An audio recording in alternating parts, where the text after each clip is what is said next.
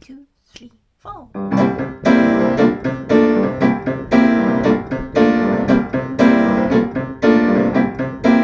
かつて仲良しだったアリくんとセミちゃん、偶然ばったり道端で出会います。アリくんは炎天下の下、道路工事のアルバイト、額に汗をして働いています。片やセミちゃん、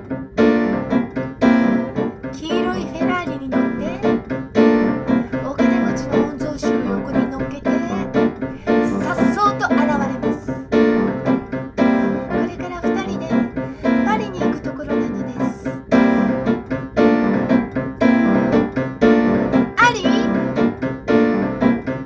お元気？アリさんね、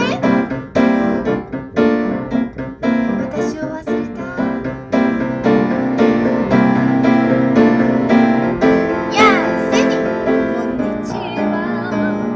ここで何してるの？仕事さ、トラバイユ、相変わらずさ。セミは元気かい？私、トレビアン会長よ。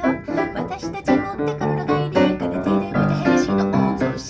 来週ニューヨークで結婚なの、その前にパリへも出るところ。ビスコンティ家に泊まるわ、ディオールにも行かないと服がないし、明日の夜は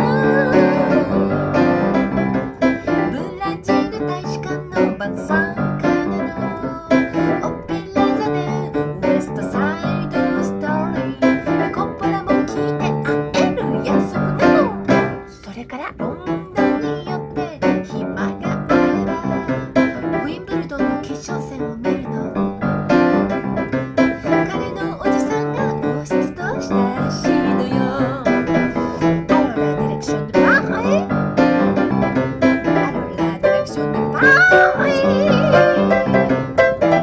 パリはどっち？パリはどっち？パリはどっち？パリはどっち？アリさん、パリはどっち？パリはどっち？